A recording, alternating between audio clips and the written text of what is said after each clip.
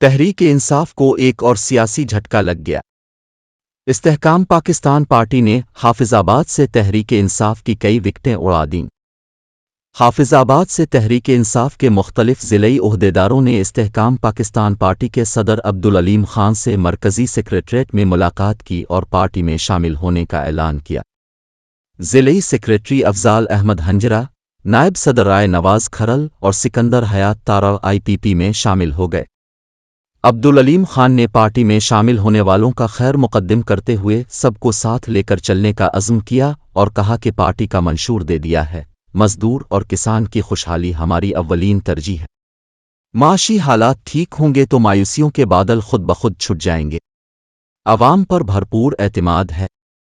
انتخابی مہم شروع کی تو قطرہ قطرہ مل کر سمندر بنے گا۔ استحکام پاکستان پارٹی کے صدر نے مزید کہا، پنجاب ہی نہیں، ملک بھر سے اہم شخصیات اس پارٹی میں شامل ہو رہی ہیں۔ مشکل حالات میں عوامی خدمت کا مشن لے کر نکلے ہیں، ہر محب وطن ساتھ دے گا۔